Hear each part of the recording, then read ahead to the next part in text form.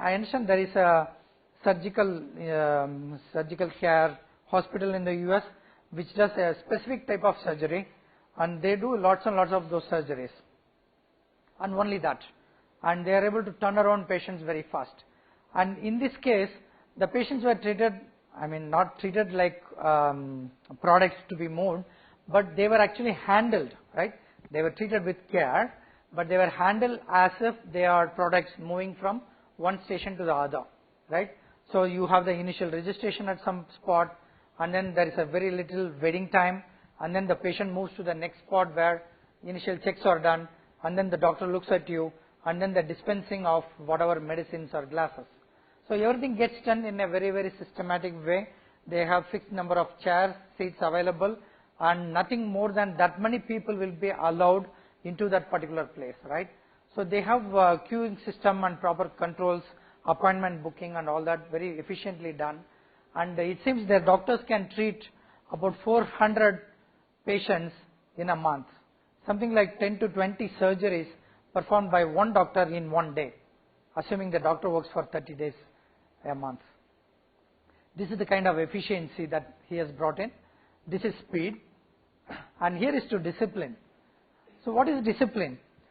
The focus here is not just speed, but the focus is discipline, because in assembling an aircraft, you can see it is actually an assembly line where the product keeps moving from one spot to the other at a fixed speed.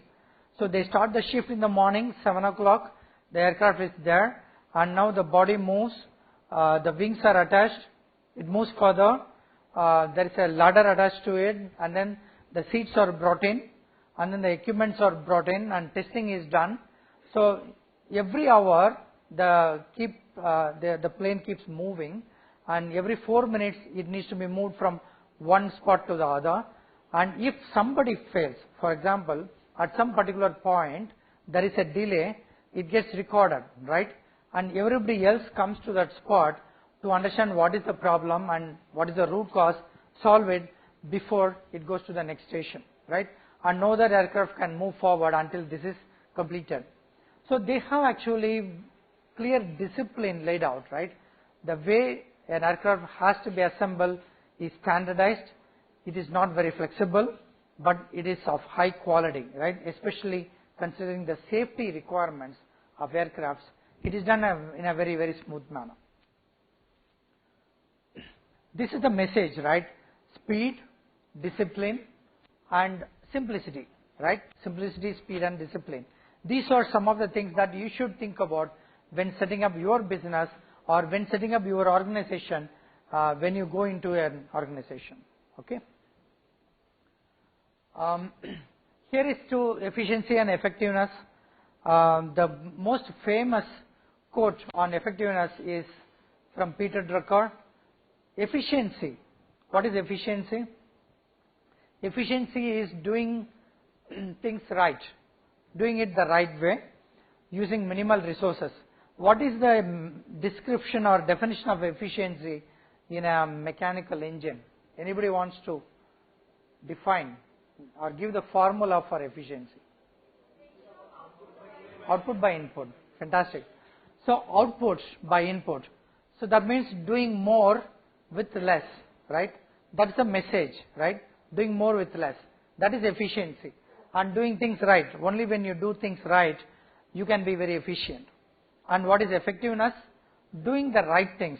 That is, designing the right model, selecting the right features for your scooter, selecting the right metrics for your performance assessment, identifying the right type of skills in a student or in an employee, and putting the right person in the right place, essentially the role of HR, right?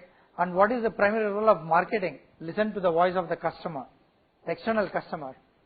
What is the role of HR? Listen to the voice of the internal customer, and also make sure that the processes are run very efficiently, effectively. Right.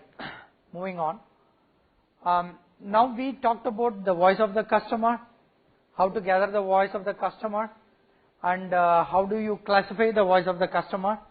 So what is the tool we use for classifying the voice of the customer? Anybody wants to hazard an answer? I talked about a model, a basic like Kano model, right? Kano model, right? Classifying it. And then what are the three aspects of operations excellence? Simplicity, speed, disciplines here. Yeah. Alright. So we have voice of customer. We know what the customer wants. We have operational principles ingrained in us, right? We will assume that because ingraining those operational principles within us, the concepts of lean, it's not an easy joke, right? Toyota production system was developed. Toyota developed a production system over a period of 30 years, right? They became a lean organization and they took 30 long years to achieve that stage, right? It's not going to be very easy. It's going to take time. But having taken that time to become lean and understand operational principles, what is going to be my outcome, right? Let's look at some of the outcomes. US Air Force, right? US Air Force, for many reasons, they are very advanced, not just because of the money that they have at their disposal. It is also because of the kind of challenges they take up in a global political environment where they want to be known as the superpower, and they are the superpower, right? This also means that they need to be continuously upgrading their products, their services, their capabilities and skills, and they need to be highly safety focused because they are working in high risk environments. So what they did, whenever there is a crash, right, whenever there is a malfunction of one of their Air Force planes, what do they do? So when something goes wrong, what do you do in your life? Yeah? Find out the reason, right? When you fall ill, you need to find out what is the reason, right? Either you should know it yourself or you should take yourself to a doctor, right? Find the root cause, right? And then address the root cause. Now, when you go to a doctor, how much time it takes to know what is the root cause of your sickness? 5 minutes? Yeah. It depends, yeah. And then I have some problem, let's say, with my teeth or with my stomach, or I frequently get headache. I don't get it, okay? Rather I give it to others. So what do? I just go and then the doctor gives some medicines, but it doesn't cure. So you need to understand what is the root cause. So the doctor will take some time, right? So sometimes I have fever, it doesn't get subsided in a very short time. So again after 3 days I get it again. So then the doctor says it could be malaria. I was staying in Vashi, New Bombay, and I was afflicted with malaria, right? So then it took the doctor a few days to know the root cause, and then the treatment is easy. So always finding the root cause takes more time than treating the issue. That is always the case. Okay.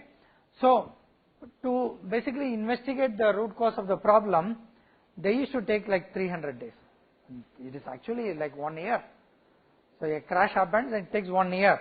And if the root cause is a very simple thing, that means planes will be crashing in the whole 1 year, more and more, right? So that means you need to reduce the cycle time, waiting time, or the turnaround time of this process. And they said they wanted their vendor to come and investigate the root cause and give them the report in about 3 to 4 months time frame. That was their requirement. So this is an operations excellence project, right? That means in terms of operations, you need to be more efficient and effective and get to the root cause of the problem within a very, very limited time, right? Especially if you are seriously ill, you need to quickly understand the root cause. Otherwise, there is a delay in the treatment, which means there is a potential loss of life or limbs. So which means that there is something called process enhancement that needs to be done here. And this gets done using some of these principles I was talking about here, through performance management, through lean transformation, through Lean Six Sigma process improvement, reducing the complexity of the models you make. It can be culture, it can be analysis, it can be whatever. So you need to really look at each and every step that you undertake as a part of your investigation of a crash, right? and then reduce the cycle time. But while reducing the cycle time, while increasing the efficiency of the process, what should you take care? You must take care of effectiveness, right? You need to zero in on the right root cause. And if you fail on effectiveness, there is no point in going to enhancing your efficiency, right? So you have to identify the right root cause and come up with your solutions and prevent them from happening in the future. That means the subsequent models, subsequent flights that you actually design or produce should have those preventive features, right? I used to work for Praxair India, where sometimes accidents used to happen, and they have a very large organization structure spread across 50 countries. So what do they do when they identify a root cause? Suppose there is a problem that happened in a specific type of plant, and there was either an injury or a fatality even. So what is the root cause? The root cause was a particular type of valve or a particular standardized procedure was not right. So what do? They actually send an alert to all the 50 countries. So I, as an operations manager, receive that alert. So what I need to do is, I need to check for the presence of those type of equipment within my plant, right? So I have a specific type of three-way needle valve that has a faulty gland, right? I need to actually go into that small gland that costs only 5 rupees or 10 rupees. I need to take it out and replace it with a different type of material as per that instruction or the alert. And then I have to submit my compliance report within a given time frame, right? And then what happens? The chance of that particular problem occurring again and causing a fatality or an injury is minimized or reduced or eliminated completely, right? So that is the way you need to actually address your issues in normal operations. So what will you do in marketing if you have this kind of issues? What are the different types of problems you may face in marketing? One customer loss can be one type of issue you may face. What else you can face in marketing? Loss of demand for a particular product. Anybody wants to hazard a guess?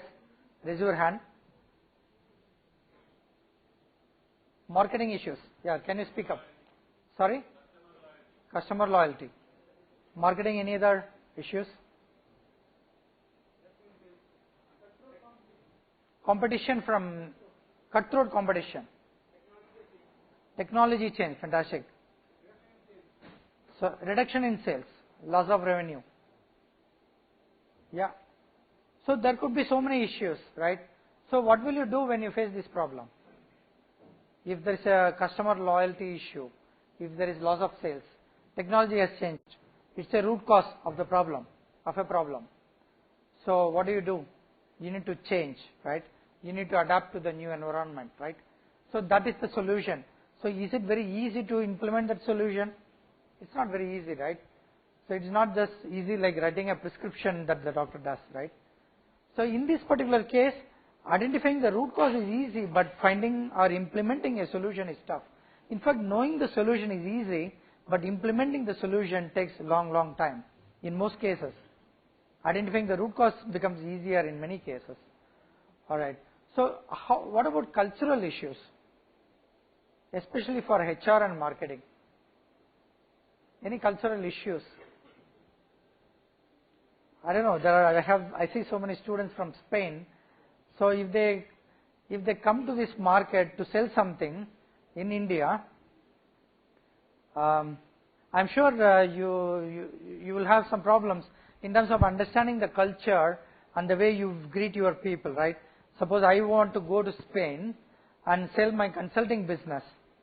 I definitely will not go and meet the client on my own. I would rather take my Spanish compatriots or colleagues from Barcelona along with me in order to meet the client, right? Especially, some of the cultural things like going into a lift, right? And giving space for others to enter, right? So here in India, the leader or the manager is supposed to be allowed to get in first, but there it's the other way. The seniors actually leave the way for the others, right? And then removing shoes and slippers while entering a home is a culture in India, but not so in the other countries. And in fact, in France, if you don't come with your feet covered, you are actually considered to be a very indecent person, right? So that means that culture is a very important thing when it comes to interacting with people, designing your product as well as your service. Keep track of all these things when you actually go into the market and do your work with your clients. Here is one example on improving the process. Now, there should be some structure to actually identify, or a structure to find out what I need to do and when I need to do it and how I need to do it. So here is one structure. Let us say the customer says, I want a good car, or I want ease of operation, right? I want to buy a scooter, I want it easy to operate, right? So what do? That means it must be easy to start, a simple electric start. That's what Kinetic Honda did, right?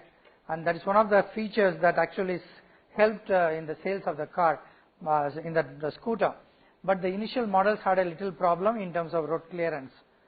One could see a lot of bumps on the road and then the scooter getting hit. So they changed the design as they moved along. So this is a particular tool called VOC tool, which tries to capture the voice of the customer and convert it into a key issue, and then develop a specific operational metric or a process, right? You need to exactly say the customer wants the particular report within 30 seconds, right? If you go to a doctor's place, I need to be attended to in about 5 to 10 minutes. But if you have to wait for hours and hours, I get very irritated, right? So that means there is a waiting time limit, there is a lead time limit which I can accept. Now, there are some customers who will be willing to pay for it, right? That's called a prime model, right? A service which actually provides for different class of customers. So lesser waiting time means you have to pay a little bit more for getting that value added services, right? And if you don't want to pay that money, or if you cannot afford, you need to wait for more time. So you can actually classify these things in terms of basically, say, a business class economy and all that kind of stuff that you find in airlines. So that means you need to categorize your client requirements, categorize them, group them, and provide different service levels for different types of customers, right? Here is another example wherein, a customer wants healthy choices in the pizza that he or she ordered. So these are some of the things that we will look for, right? The crust, the toppings, and other ingredients. So some people want it spicy, some want some olive oil on it, or some people don't want it. Some people want it with cheese. I actually want it without cheese. My son wants it with extra cheese in the pizza, right? So it all depends on what the customer wants. I definitely will want low fat or no cheese, right? So depending on that, you need to actually have different service levels and slight variations in the way you sell your product or service, right? So what could be different types of services that a HR person will be required to fulfill? Suppose, let us say it's an onboarding, employee onboarding process, right? So there are so many people from HR, right? So would you like to hazard a guess? Especially people from the rear end of the auditorium. Anybody wants to speak? What are the, you need to know your customer, right? You are HR. You need to know what kind of requirements will come from various employees. I think someone wants to try, yeah.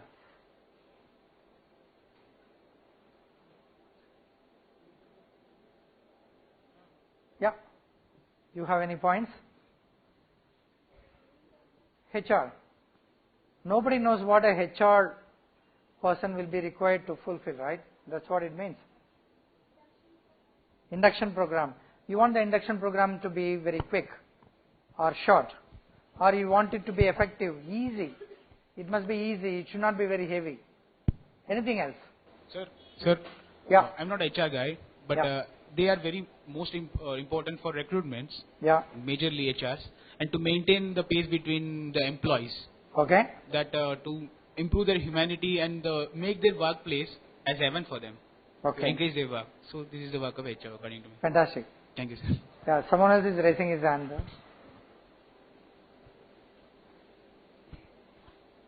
Good morning, sir.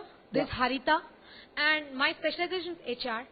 I feel HR plays a very vital role in the organization because they are the bridge between the management and also within the environment.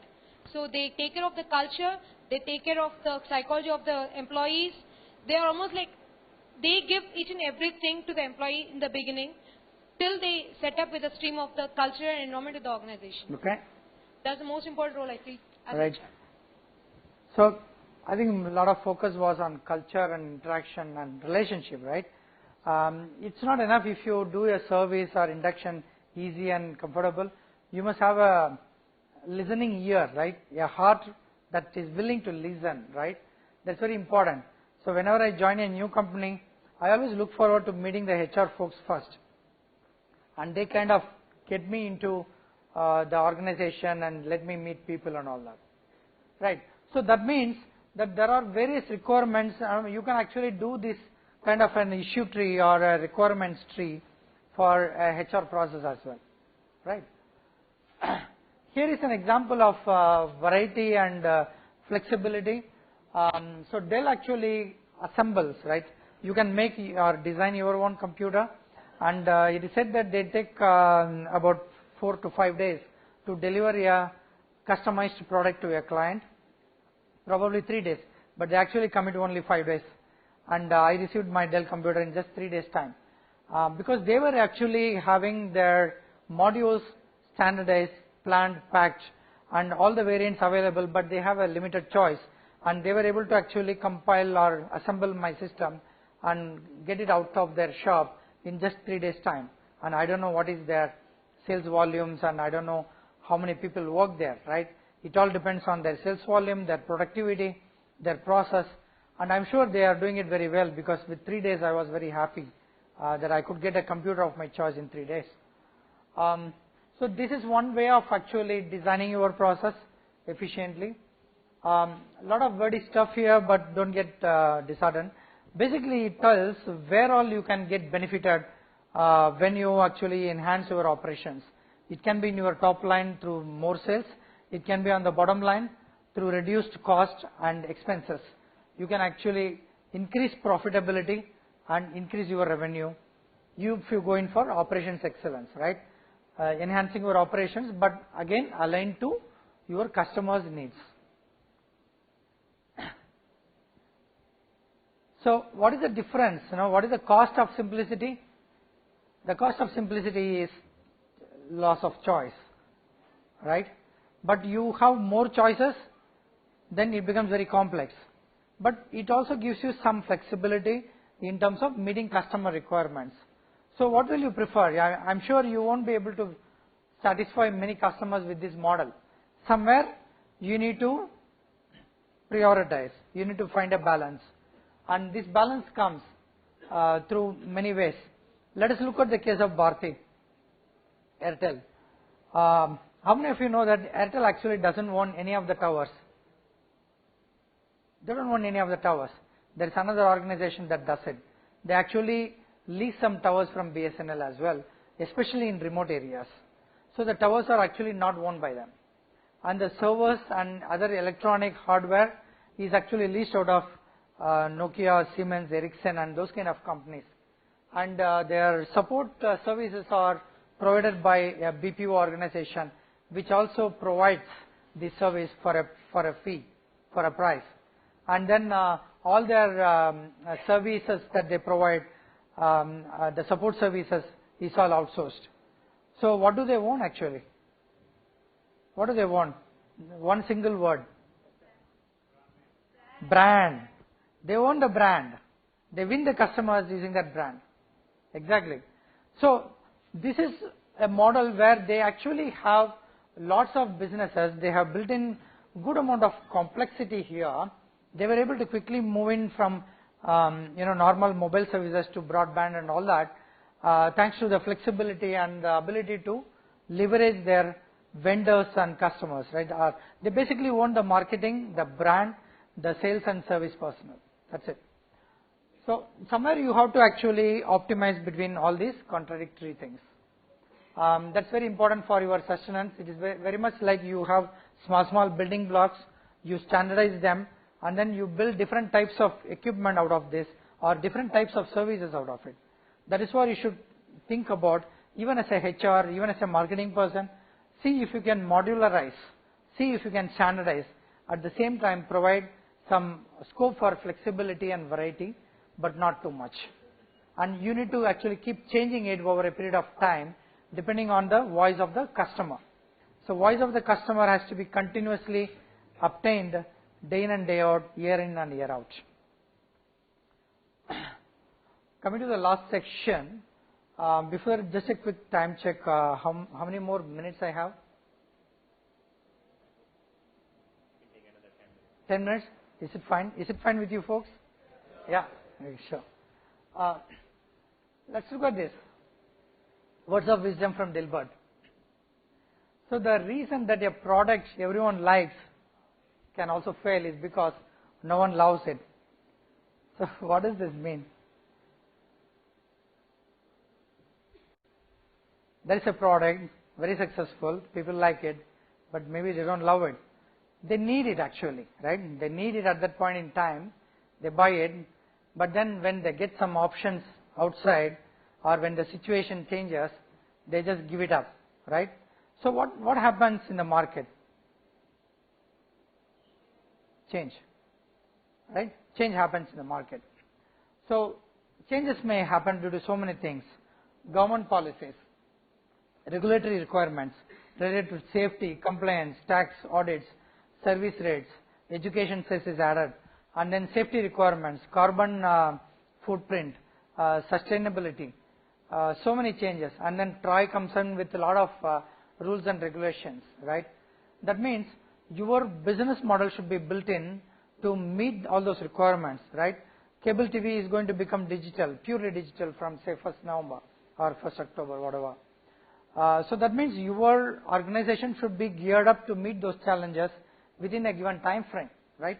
So that means you must be adaptive to change. Economic volatility, right? So the buying power of people and the financial status of an organization or even a country is going to impact your business. IT has been a great mover in terms of creating change in organizations, change in the way we lead our lives. There are also commodity cycles. There is a 5-year cycle for steel and cement kind of materials. There is a 10-12-year cycle for certain products and services. You need to actually look at all these cycles and adapt your business for this. Especially if you want to get in new customers, win new customers, you need to also look at how to retain your existing customers. And also globalization, especially with respect to the open economy markets, exchange programs happening between students. It's actually reflective of the globalization that is existing in the business. You need to adapt to all these changes. Many CEOs whom we actually interacted with and we did some surveys, they said, excellence in executing your plan is key to your success, right? This is one of the primary things that many CEOs were telling us in certain surveys.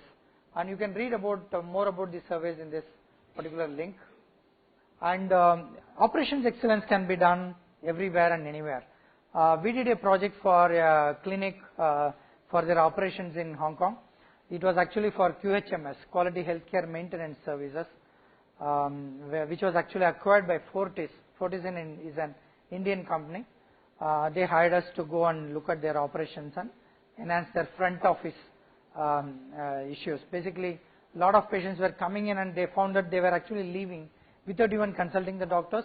So they tried to understand what is the reason for this.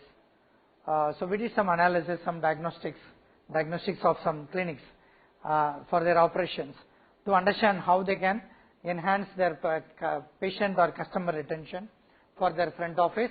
And also we looked at their back office operations, for example, X-ray.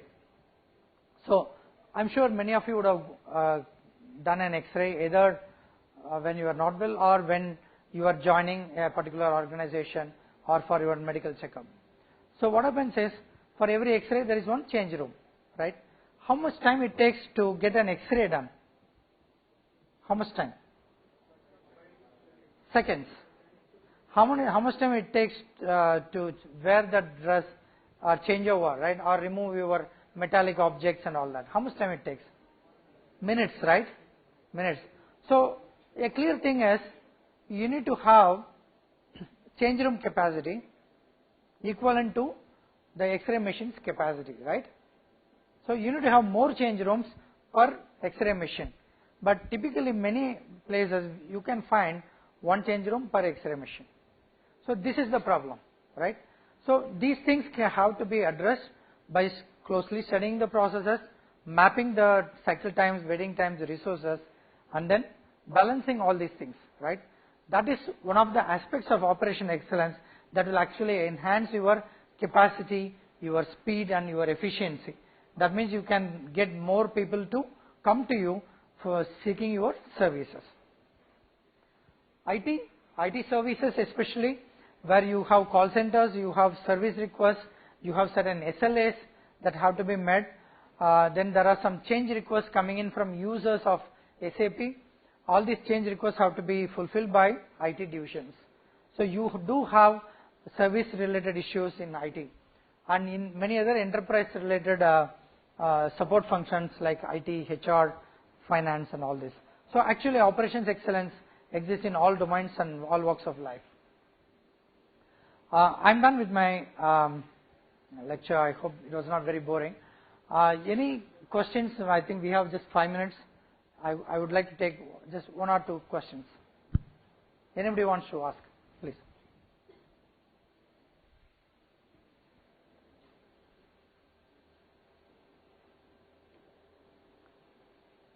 No questions?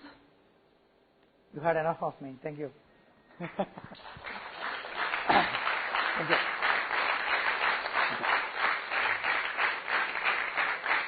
I think there is one question, sir. Yeah. Can you pick up the mic, please?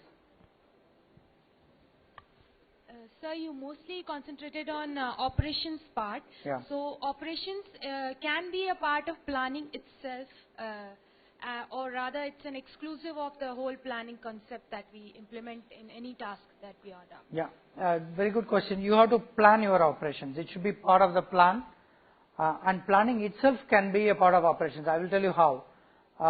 Last month we went to Astra Honda Motors, one of our clients in Indonesia. Take a seat. Yeah. One of our clients in Indonesia, Jakarta. So they had a problem with their supply and demand planning.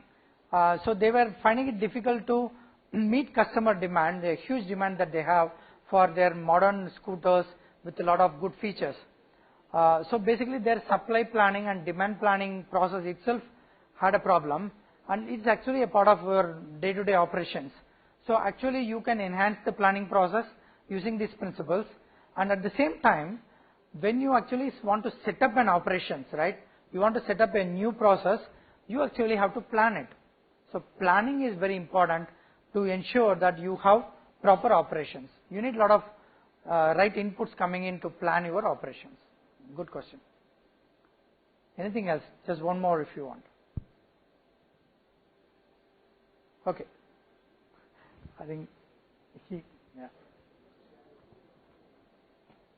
Yeah. Sir, my name is Yugandhar. Yeah. So what is the ideal way of recruiting people? What is the ideal way of recruiting people? If there are 1,000 people are there, but I want to recruit only 2 people. Okay. Actually, thank you. Ideal way of recruiting people. I will not tell you that because I'm a consultant, right? I tell you how to enhance your way of work, but I can only show you the path. I don't know how to actually get myself there even. For example, I advise somebody in finance operations, but I am not an auditor, I am not a CA. I know nothing about finance, but I study your process and then I tell you how to make it more effective and efficient. So how to recruit the best candidate? I will actually start with my voice of customer. Okay. What I will do is, I will tell you, okay, this is the 4, 5, 10 steps you should follow.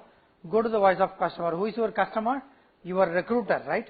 Your manager is your customer, right? you want to recruit some good people for him or her. So look at the voice of customer. What does your boss want, right? Ask that.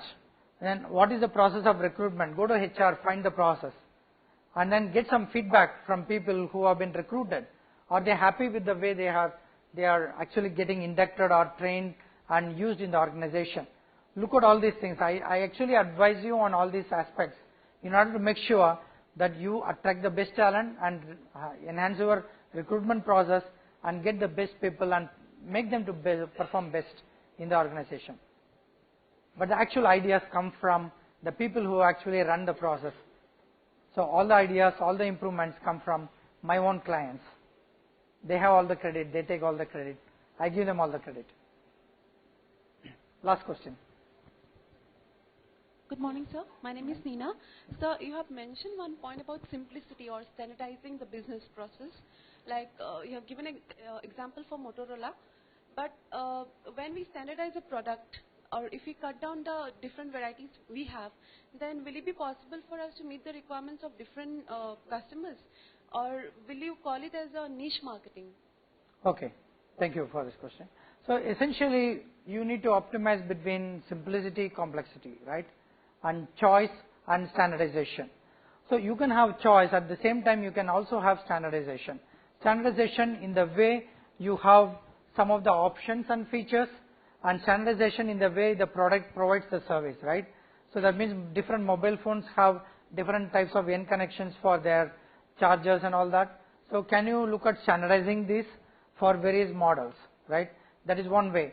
And also providing certain features with some limited options. So if you provide infinite standardization, it is an example of like Porsche, right? One of these cars which is completely customized, it is handmade, you have to pay something like 2 to 3 crore rupees, right? That's the price of that particular car. Everything is completely standardized, and 100% every part is uniquely made for that particular car, for that particular customer, in front of that customer, right? That's going to be very expensive, so that becomes a niche segment, a highly niche segment. That's the extreme part, right? But the most basic thing is just go in for a Maruti 800 model, which is the most basic stuff, right? So you have to actually choose between what kind of customers you want to address, where is the niche market, where is the potential to make more money from what you do. So you need to choose that and keep changing that choice over a period of time depending on the dynamics around this market. So that's the answer to that question. Thank you so much. I just want to thank a few people who helped me make this. These are some of the things about Accenture. Our net revenues has been about 25 billion last year. We actually are in the space of consulting, technology and outsourcing. We have had a long journey in terms of operations excellence. The last 25 years we have been doing as an organization this particular consulting, and we have things like doing more with less. It's essentially enhancing efficiency of processes, and this particular presentation has been compiled by me with a lot of support from many of my colleagues. I mean, I really want to thank them for this. One of them is my superior, and many of others are my colleagues. My profile. I will be actually providing this particular presentation with you, our professors, and hopefully you will be able to get access to it. Thank you so much. Bye. I'm very sure that you will all agree with me that this has not just been an efficient presentation but a very effective presentation. Yes? Thank you very much. We were introduced to operation excellence, and I think many of us have understood how the various functions of management integrate in the corporate sector. Yes? And you have seen how the industry people have contributed for the interaction. You saw that people who were not there amongst us but were there in the spirit and the knowledge, they have given their inputs to the presentation. So on behalf of all of us, let's hear a loud round of applause for Mr. Sridhar from Accenture.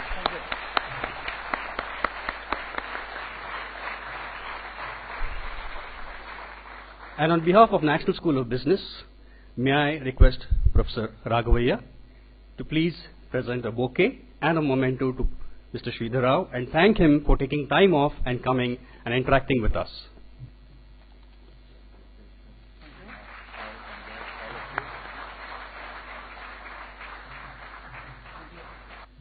Thank you very much, sir. You helped us to connect the market, the customer, and the operations inside. It's a beautiful insight. The other thing is, when we looked at your slide, you have 236,000 employees. So all of us, our people also can aspire to join eventually Accenture, both current first job as well as after they become marketing and operational excellence. 120 countries, 236 people. Thank you very much, sir, for spending your time here, and our children have enjoyed. The next speaker, whom I'd like to call on the stage, I remember him very well with a little conversation that I had with him, because he uses a very different strategy. Very often we have heard people saying good morning, good afternoon, good night, good evening. But very rare do we see someone wishing you a happy morning, a happy afternoon, and a happy evening. Because that is the way he has greeted people. And that has left a very good impression, and I remember that happy morning very much. But other than that, let me just tell you a little about the next speaker. He is a student of management with a commerce background and a master in soft skill training with a specialization in selling skills. And that could be very important, because one way to beat recession is to sell well. So we have with us Mr. Chandra Mohan. He has 25 years of corporate experience. As a manager in Boots Pharmaceuticals, for 25 years he served Boots Pharmaceuticals. Later, he became a very successful entrepreneur. He runs a wholesale on footwear business. He has trained over thousands of students across various universities in India. He just came back from a stint in West. He was just telling me in the morning that he came back from Gujarat, training students and interacting with students like you all. And today we have the privilege of him joining us. And just two statements possibly tell us a little more about him. He says, human beings are the biggest asset of our country. And he believes human beings are not useless, but are used less. So with a warm welcome, may we present Mr. Chandra Mohan for his presentation.